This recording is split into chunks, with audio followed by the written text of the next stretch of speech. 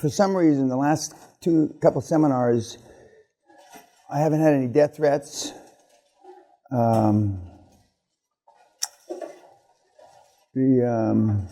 Not as many derogatory remarks about the guys in the I'm not sure. I must be doing something wrong, because normally they hone in on one or two of you. Like they'll say that the light shines off the bald head too much, put him in the back row, amongst other things. But so now it's turned into a love fest on YouTube. You stop saying fuck you. No, I still will. I don't think anybody. You can never underestimate how wrong you can be, but I don't believe that anybody has the misguided sense that I give a shit about him. I mean, I think that's pretty evident. But then again, maybe because I don't say it 4 or 5 times a day, maybe they, it's like you, maybe it's you see, YouTube is a microcosm of life. It's a small microcosm of the people that are interested in self-help, self-development, bullshit like that, okay? You're a microcosm of YouTube because you're here, and you've taken the step forward, you've taken action, okay? But most people are living quiet lives of desperation. I mean, they just are. I didn't need to see the Gallup poll from 2016 that 87% of the people, no, this is an exaggeration, but want to off themselves. But I mean, I just know from almost being 74 years old that most people don't like what they do, don't like where they are in life, and most people don't like what they look like, i.e. trying to get a six-pack, pills, potions, cosmetics is a $52 billion industry, anti-wrinkle, all those things. They don't like, back in 100 years ago, nobody gave a shit if they got wrinkles. And now there's a whole industry a subset of industries for cosmetics and beauty, etc. So but now because information is almost instantaneous. It's pretty close to instantaneous because, you can Google fuck and get information. And that's why my demographics have changed from 35 to 55 to 15 to 35, because the kids, when we were growing up, we knew when our parents were talking bullshit, but in my generation, you just kept your fucking mouth shut and didn't say anything, and especially me, but I mean, but now kids, their parents talk bullshit and they just go Google, and, mom and dad are full of shit. And now, unfortunately, the kids will tell the parents are full of shit because there's no recourse, because if the parents hit the kids, I mean, you read about it, they get an iPhone. I mean, kids sue parents for divorce now. When that first happened, the kids in America, kids sue their parents for separation, divorce. Some of your kids should divorce you. And I would be a witness for them. I mean, I would, because you're fucking them up. You've already fucked them up. A couple of you have already said, when we were talking about what we do over again, yada, yada, I wish I was harder on my kids. Well, but getting back to the microcosm, we're a subset of, I hate to use the term, the personal development movement, even though I'm not a personal development guy, but I'm a subset of that. And I'm in the success finance part of the subset, okay? And I was just watching somebody sent me, I already knew this, one of my mentees, not somebody up there, not somebody over there, advertises when you hit Joe Rogan, my interview with Joe, he is the first advertisement that comes up. And I actually sat and listened to the 3 minutes and 29 seconds of it this morning. And He didn't tell any lies. He didn't. No lies. He shaved the truth, maybe a little gray, but he's obviously, now he's a subset of my subset because there's a lot of the kids that are out there, like Dan Loke, who's a legitimate guy, Brian Rose is a legitimate guy, but this guy is on the gray side of the legitimate end of the continuum. But he's taking advantage of the people that are unhappy, that are so unhappy that they're willing to listen to somebody like me who's pretty outrageous by normal standards, and not just what I say, but how I say it, because I don't cut any edges, and so but most people aren't happy. They just aren't. One of the sections that you'll get in the slides and templates, etc., is part of the problem of the kids today. They don't like how they look. Now, teenage girls, even when I was a teenager, didn't like, I'm too fat, I'm too this, my bust is too big, it's too small, that. Okay. Now, it is manifests itself to even greater lengths. Now, teenagers have cosmetic surgery. Now, why a fucking parent would allow a kid to have cosmetic surgery is so beyond my comprehension. I can't fathom it, really, on any level. But they're so unhappy with, the teenage girls have boob jobs, their hips taken away, their butt implants, their eyes done, and all this stuff.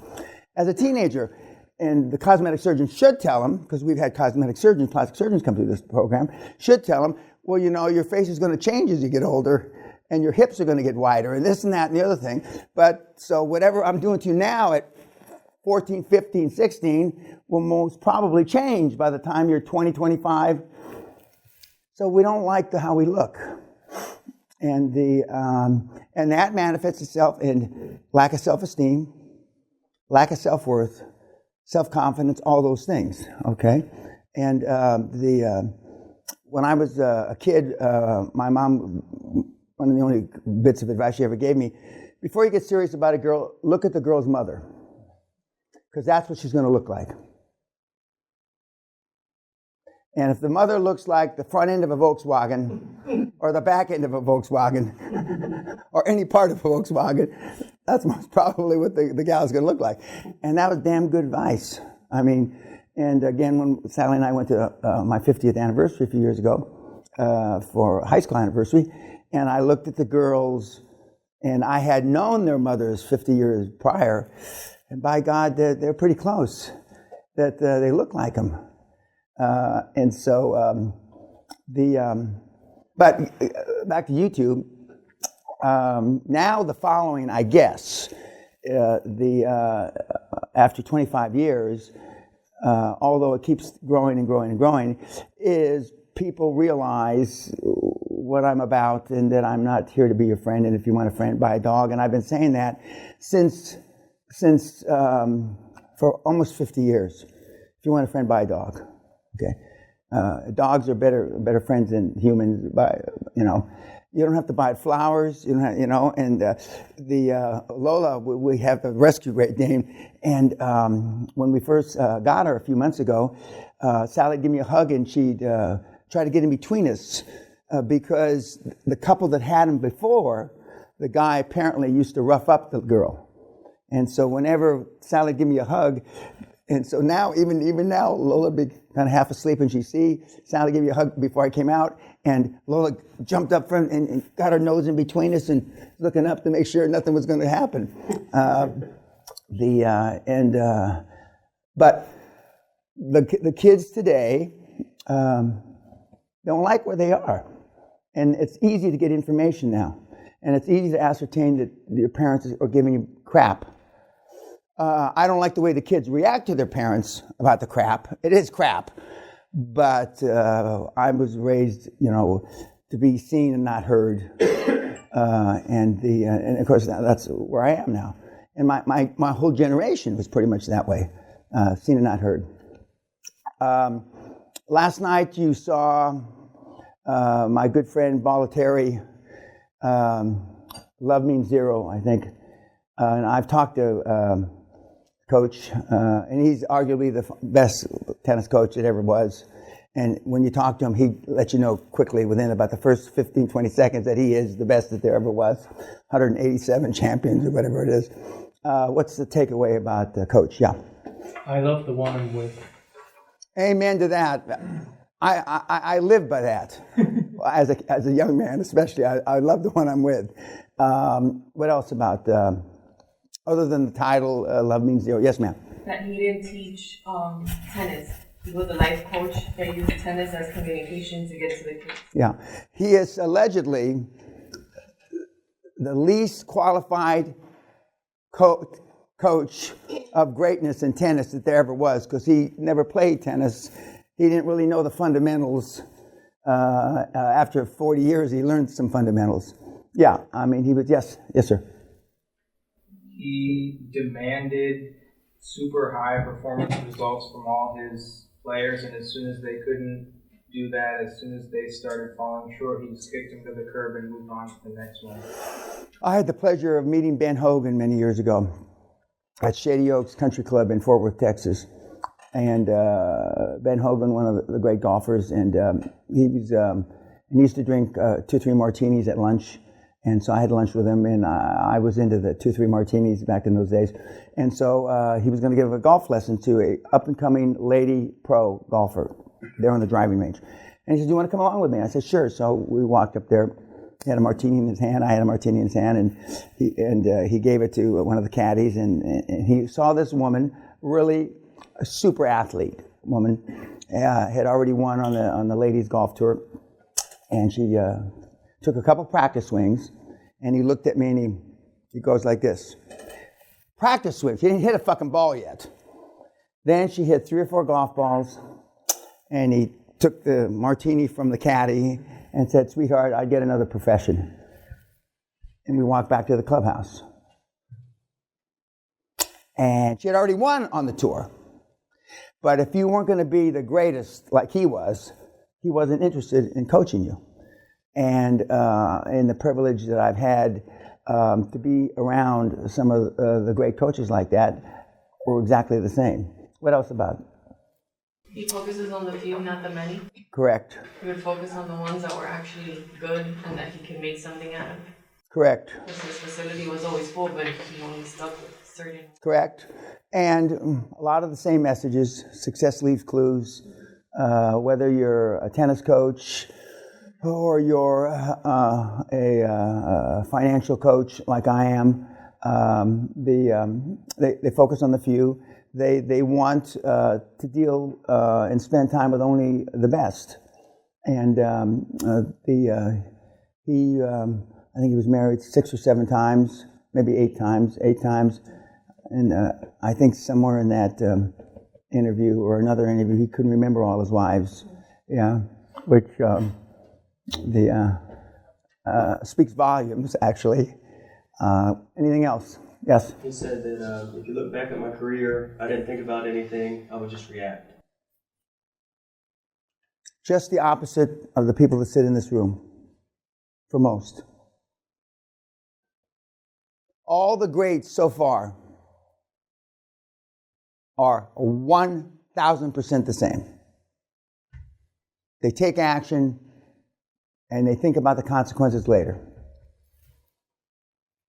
Yeah. He also felt no need to prove himself to anyone, no matter if they were saying negative comments about him. He thought it was actually a waste of time to prove himself to anyone or even respond. He just let his actions speak for his words.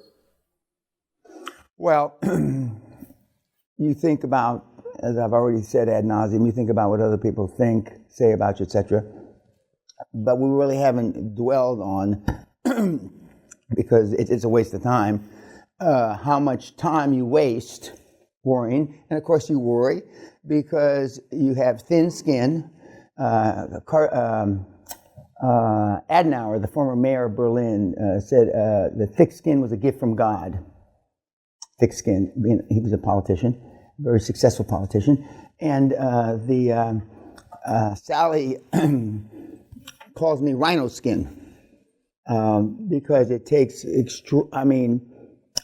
I can't remember the last time that somebody said something that, well, I can't ever remember since I'm a kid somebody saying something that hurt me. I mean, hurt my feelings. I think back about it, and I can't remember. And I'm sure everybody in this room can remember somebody saying something about them that hurt your feelings. I can't remember, and you can remember, because I just, I wasn't raised that way. I think I mentioned I've seen my dad have 2 tears in his life. One, when we buried his brother, his older brother, he had a tear roll down. I still remember I was sitting one row behind him, and I saw glisten in the light off of his wrinkly old face, a tear roll down his cheek. And I actually went forward and almost went through the bleacher of the pew in front of me to look to see what that thing rolling down his cheek was. But I saw it glisten. It was like a surreal moment. The light from the church. And I said, fuck. And I wasn't the only one that saw that tear. My cousins and everybody, because afterwards when you're having drinks and they're talking about, did you see your dad? You mean the tear? Yeah, fuck. And then of course, later on when they got, a couple of my cousins, when they got some nerve up, they asked, Uncle Manny, I said, you okay? What? Why? And he says, then they couldn't spit it out because they were afraid what he might say, or God forbid what he might do.